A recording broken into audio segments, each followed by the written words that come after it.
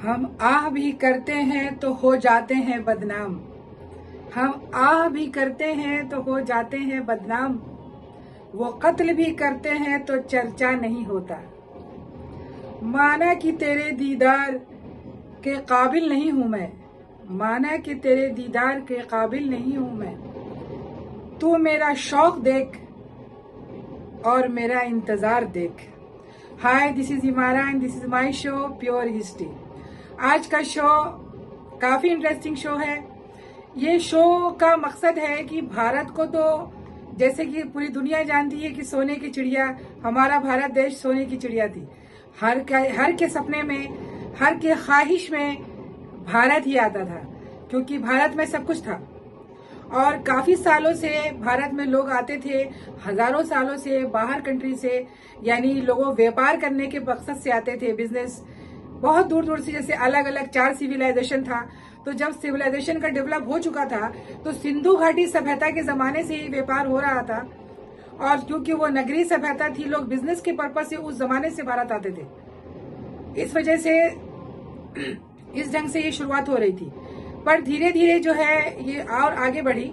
तो इस कहने का मतलब ये है कि जब कुस्तुनतुनिया यानी तुर्की, आज का तुर्की में जगह है, उसमें ओटोमैन का अधिकार हो गया था। पहले लोग कुस्तुनतुनिया के रास्ते से होकर ही भारत में, यानी कि स्थल मार्ग से आते थे, जिसको बोलते हैं, आया करते थे।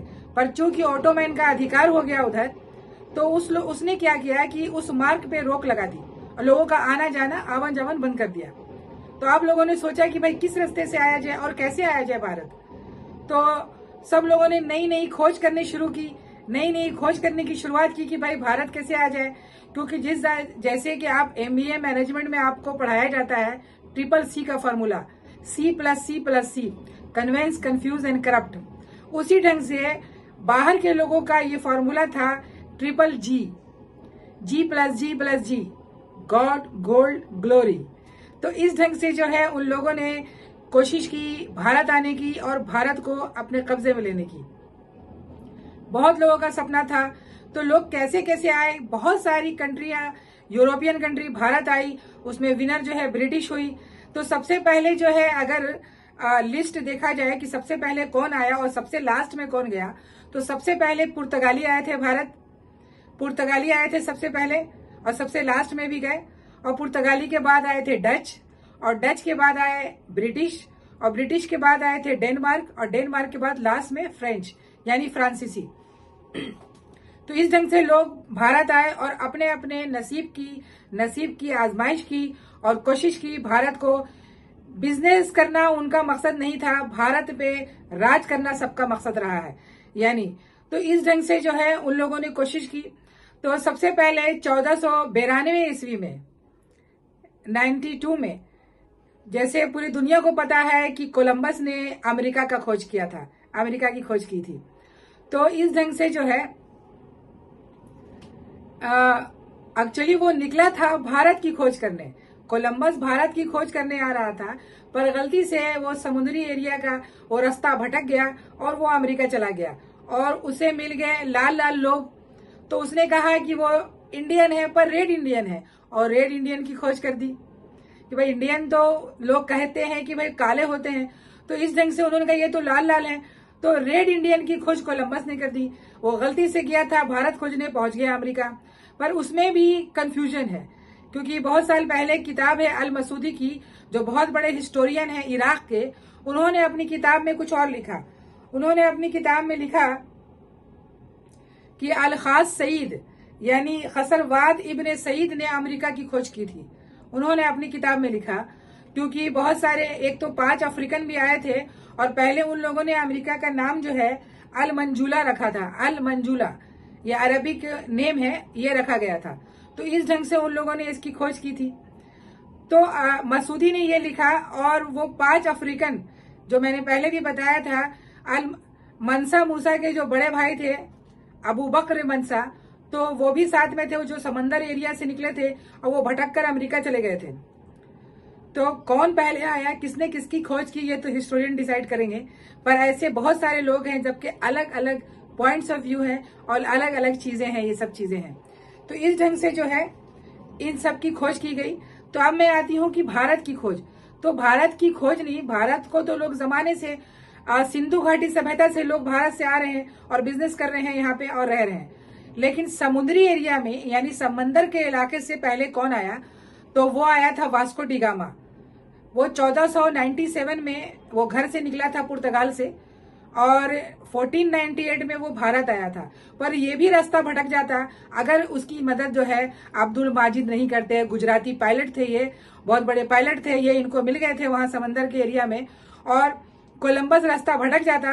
कोलंबस को वो भारत यानी गुजरात के भारत ले आए। वो गुजराती नाविक थे यानी पायलट थे वो अब्दुल माजिद, और वो उनको जो है केरला यानी कुछ उस जमाने में वो केरला के रास्ते कालीकट उसे बोला जाता था। कालीकट पहुंचा था वो वास्को डी गामा, और ये पहला पुर्तगाली था जो भारत आया था और बिजनेस के पर्पज से आया था वो। और वहां के जो बादशाह थे उस जमाने में जो है छोटे छोटे राजाओं का राज था, यानी हर स्टेट का राजा था, कोई एक बड़ी शक्ति नहीं थी। और थी तो वहां थी उत्तर भारत में। जब ये आया था तो उत्तर भारत में यानी कि दिल्ली की गद्दी पे लोधी डायनेस्टी का राज था और सिकंदर लोधी वहां का बादशाह था। तो इस ढंग से वो भारत आया, उसकी बहुत स्वागत की गई। वहां के बादशाह जिसका नाम जमोरिन था, उनका टाइटल था जमोरिन, और सुमोती भी कहा जाता है उसे, जमोरिन। तो इस ढंग से उसका खूब स्वागत किया गया, उसकी खिदमत की गई, तीमारदारी की गई कि भाई आप आए हैं, और वो बहुत खुश हुए कि बिजनेस के पर्पज से आया है। और वास्को डी गामा ने खूब यहाँ से सामान ले गया, यानी बहुत सारे काली मिर्च, यानी भारत जो है मसालों का देश था और पूरी दुनिया में मसालों का डिमांड था, क्योंकि जैसे जैसे देश तरक्की कर रहा था लोगों को मसाले चाहिए था लग्जरी लाइफ में। और क्योंकि बाहर के लोग जो है मांस मछली बहुत खाते थे तो उनको प्रिजर्व करने के लिए काली मिर्च की जरूरत होती थी। तो उस जमाने में ब्लैक पेपर का डिमांड बहुत ज्यादा था और ब्लैक पेपर को ब्लैक गोल्ड कहा जाता था। तो ब्लैक गोल्ड को पाने के लिए वो भारत आया था। और कॉटन मटेरियल, तो कॉटन मटेरियल, मसाले और अफीम, ऐसी बहुत सारी चीजें, आपके बहुत सारे पत्थर, ये सब चीजों को वास्को डी गामा भारत में एक बार नहीं 3 बार आया था। सबसे पहले तो वो आया भारत 1198 में और यहाँ से खूब सारी चीजों को वो ले गया, बहुत सारी चीजों को वो ले गया पुर्तगाल, और वहां जाके उसको सेल किया। 60% का बेनिफिट उसे मिला।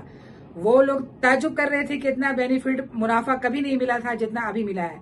तो इस ढंग से जो है वास्को डी गामा फिर वापस भारत आया था और वो 1505 में भारत आया वापस, और आकर के वापस बिजनेस किया। उसके बाद वो तीसरी बार भी भारत आया था 1525 में, समंदर के एरिया से आता था वो।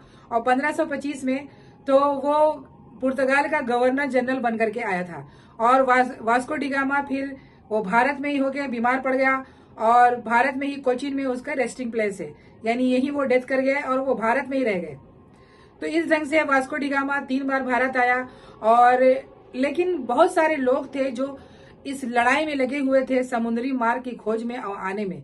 तो पुर्तगालियों ने क्या किया कि जैसे आपने सुना होगा कि डाकू होते थे, तो डाकू की खोज भी पुर्तगालियों ने की है, क्योंकि जो डाकू बनना, डाकू बन के लूटना, ये जो देन है ये भी पुर्तगालियों का है। तो सारे जमीनों पे सबका कब्जा था। तो इन लोगों ने क्या किया कि समुद्री इलाकों में अपने मोनोपोली करने लगे कि समंदर का राजा कौन, पुर्तगाली। तो जो पहला गवर्नर जनरल बनकर के आया था भारत में पुर्तगाली में, वो था अल्मेडा। तो अल्मेडा ने क्या किया कि उसने ब्लू पॉलिसी शुरुआत की थी, जिसको कहते हैं समंदर में जो भी जहाज आएगा जाएगा या कोई भी बिजनेस करेगा उसको टैक्स देना पड़ेगा, और टैक्स पुर्तगालियों को देना पड़ेगा। तो इस ढंग से जो है अल्मेडा ने ये पॉलिसी शुरू की थी, जिसे ब्लू वाटर पॉलिसी कही जाती है। और इस ढंग से समुद्र में अगर कोई भी उसके मर्जी के खिलाफ आता जाता था, उसे लूट लिया जाता था और उसे मार दिया जाता था। तो ये सब समुद्री डाकू होते थे और जो सब पुर्तगाली होते थे। तो इस ढंग से ये समंदरों में उत्पात मचा रहे थे।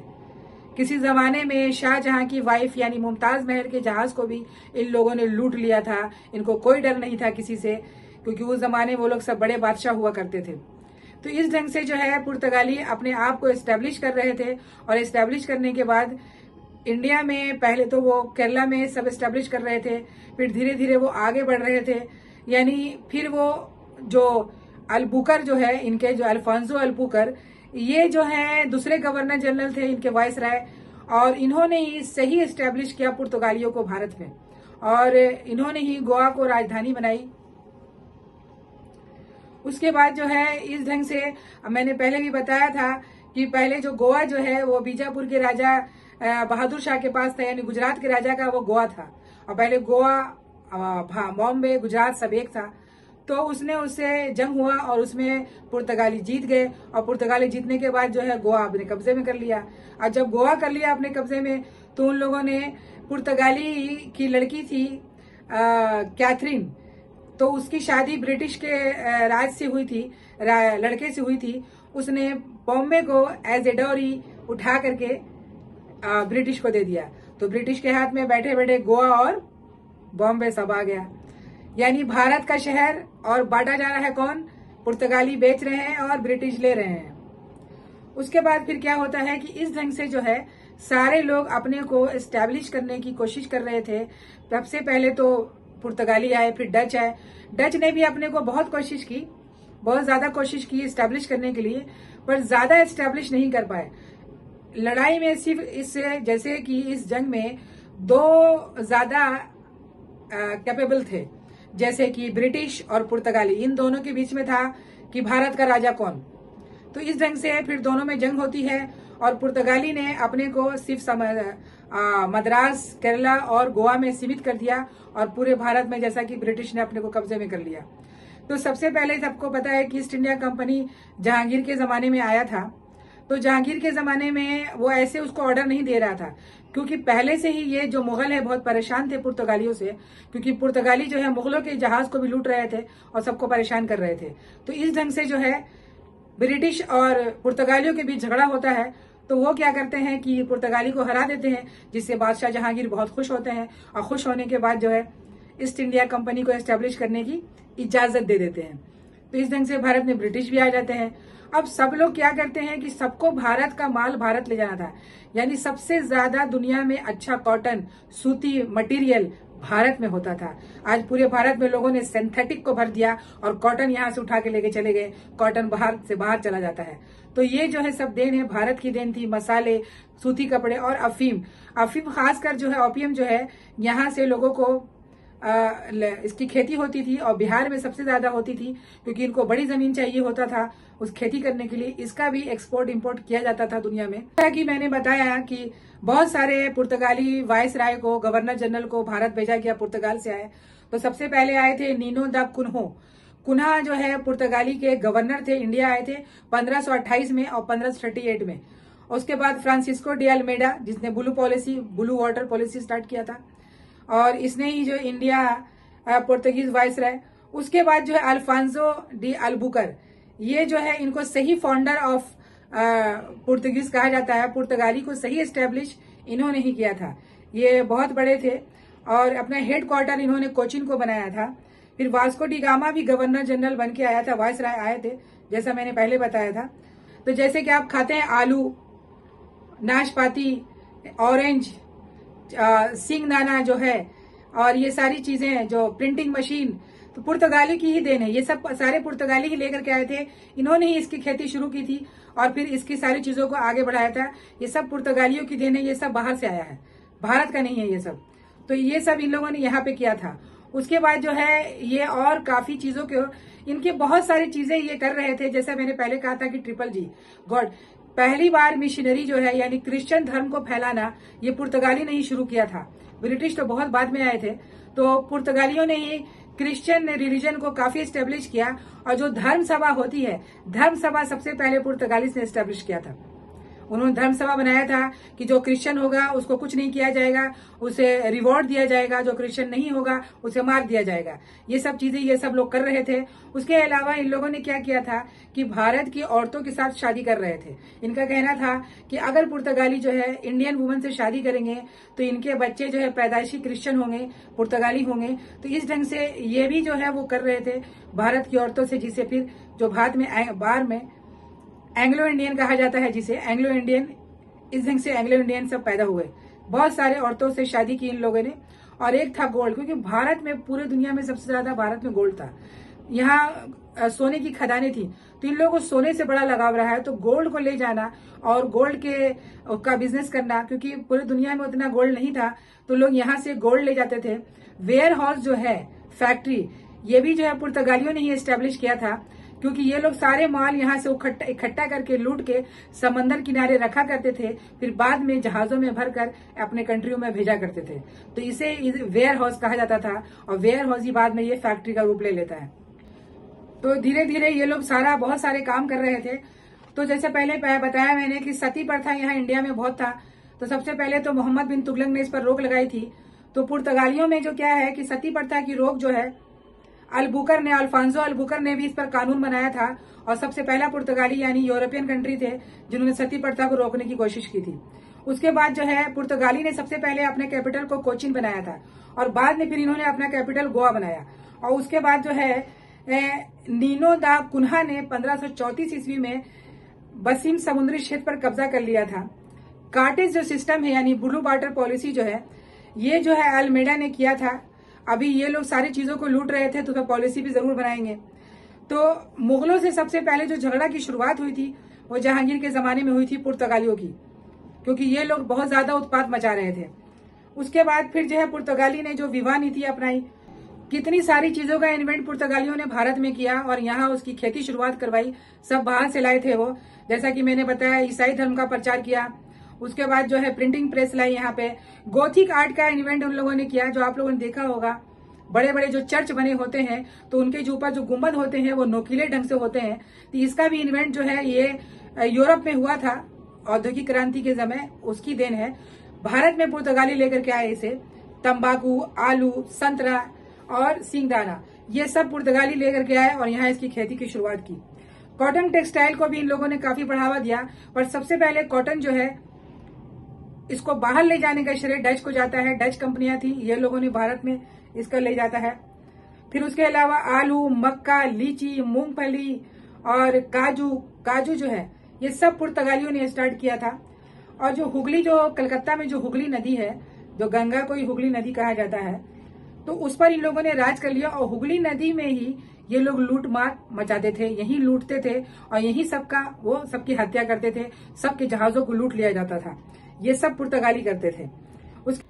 तो ये कहने जाता है कि भाई भारत को पाने का सपना सबका था, कि भारत जो है सोने की चिड़िया है, यहाँ हर तरफ धन है, संपत्ति है, समृद्धि है, यानी सब कुछ है भारत में।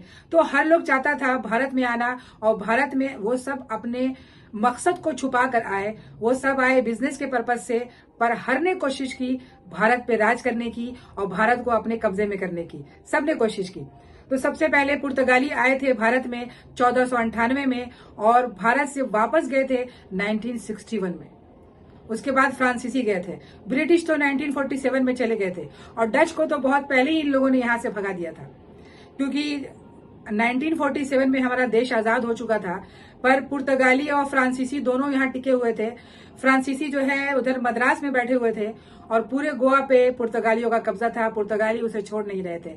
पंडित जवाहरलाल नेहरू ने बहुत कोशिश की, जंग हुआ बहुत मुश्किल से, फिर ये लोग सब छोड़कर भारत से चले गए। तो इस ढंग से धीरे धीरे स्टेप बाय स्टेप सब आए, समुद्री इलाके से आए और बिजनेस के पर्पज से आए, लाखों करोड़ों मुनाफा किया। ये लोग देखते थे कि बाहर कंट्री में जब लोग लग्जरी लाइफ जीते थे, तो सबसे पहले जो ब्लैक गोल्ड कहा था काली मिर्च को, तो काली मिर्च का डिमांड उस जमाने में बहुत ज्यादा था। काली मिर्च को लोग एक तो मटन को प्रिजर्व करने के लिए करते थे, उसकी मेडिसिन बनाते थे, बहुत सारी चीजों में काम में काली मिर्च को लिया जाता था। तो इस ढंग से जो है काली मिर्च का डिमांड बहुत ज्यादा था। अफीम का, तंबाकू का, इस सब चीजों का डिमांड हर जगह फैलाया जा रहा था। ये बिजनेस कर रहे थे। कॉटन, आज हमें कॉटन, असली कॉटन देखने को नहीं मिलता है, क्योंकि हमारे भारत की ही देन है ये कॉटन मटेरियल, पर ये सब भारत से बाहर चला गया और यहाँ सिर्फ सब तरफ सिंथेटिक सिंथेटिक सिंथेटिक।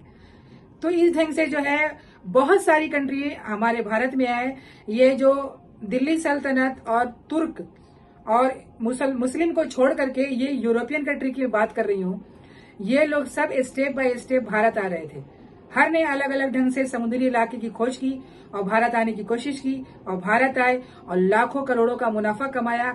उनके जबान को खून लग गया था, वो भारत छोड़ना नहीं चाहते थे, क्योंकि इतना बिजनेस, इतना पैसा और इतना ज्यादा बेनिफिट उनको मिल रहा था, वो कहाँ मिलता। तो आपस में ही वो झगड़ा कर रहे थे, पुर्तगाली, डच, ब्रिटिश, डेनमार्क वाले और जो है फ्रांसीसी को तो काफी डिमांड है, जैसे कि ये लोग जो है टीपू सुल्तान के समय काफी थे, इनका बोलबाला था, जिसे ब्रिटिश जो है इसे हटाना चाहते थे। जिसे टीपू सुल्तान को मार के खत्म किया, उसी ढंग से जो है ब्रिटिश जो है फ्रांसीसी को भी यहाँ से भगा दिया था, क्योंकि वो लोग जंग में हार गए और 1857 के बाद भारत में सिर्फ ब्रिटिश का राज हो गया था। तो इस ढंग से जो है भारत में ब्रिटिश यानी यूरोपियन कंट्री ने कैसे कैसे वो भारत आए और हमारे भारत को लूटा और लूट कर खत्म किया, पर भारत आज तक बर्बाद नहीं हुआ है। भारत ऐसी कंट्री है जो कभी बर्बाद नहीं हो सकती है, इसका नाम ही ऐसा है। ये ऐसी कंट्री है जिसको बोलते हैं गॉड गिफ्ट, यानी खुदा की दी हुई नेमत है। यहाँ हमेशा से प्रॉब्लम आया पर सबने मिलकर सुलझाया, आपस में यहाँ यूनिटी बहुत है, यहाँ के लोग आपस में मिलकर रहते हैं और एक दूसरे के सबसे बड़ी बात है कि यहाँ के लोगों में इमोशन, मोहब्बत, जज्बात, ये चीजें पनपती है। ये इमोशनलेस नहीं है, यहाँ के लोग अपने दिल में इमोशन रखते हैं। इसी वजह से ये लोग आज तक हमारा भारत टिका है और हमेशा से रहेगा। धन्यवाद।